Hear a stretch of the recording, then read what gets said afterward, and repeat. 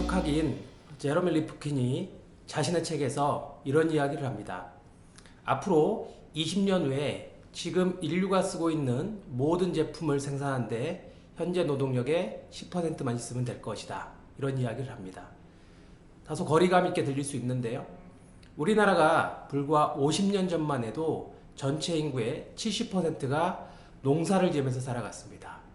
그러나 현재 우리나라에서 농사를 짓는 사람은 전체 인구의 6% 수준밖에 안 됩니다.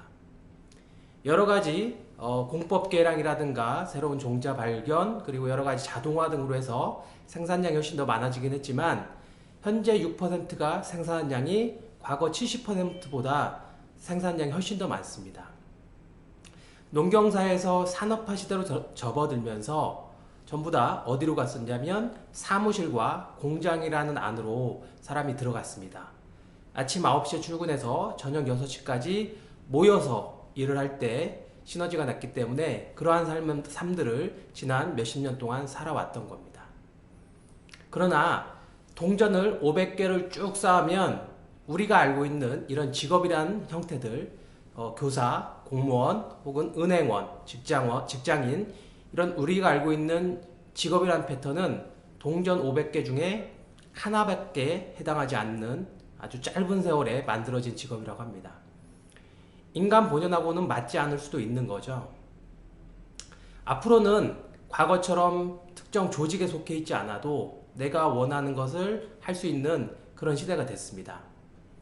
이런 형태가 창업이 될 수도 있고 아니면 취업을 통해서 자기가 원하는 것을 이뤄나갈 수도 있습니다. 좋아하는 일을 하세요. 하고 싶은 일을 해야 행복해집니다. 라고 말씀드리면 많은 분들이 이런 이야기를 하십니다.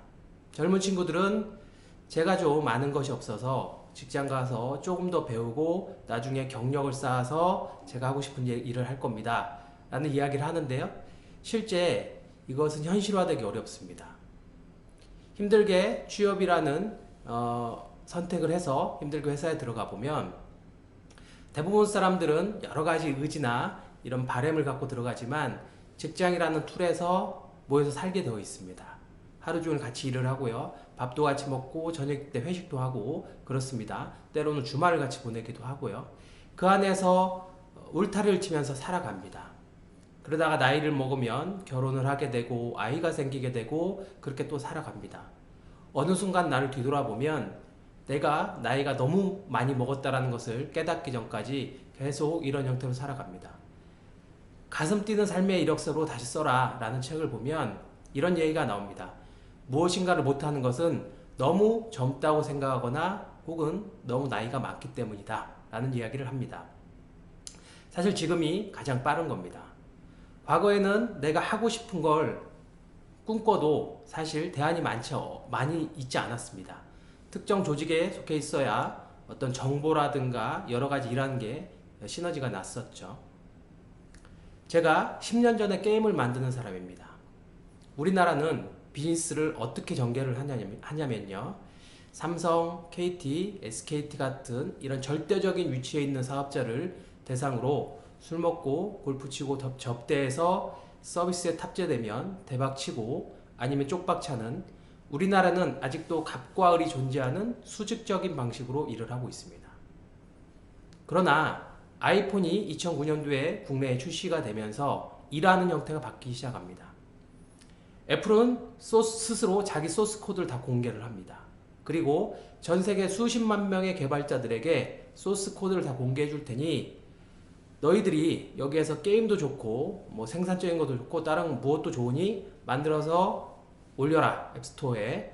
누군가가 돈 주고 내려받으면 너에게 70%를 줄게. 이게 앱스토어의 기본 비즈니스 모델인데요.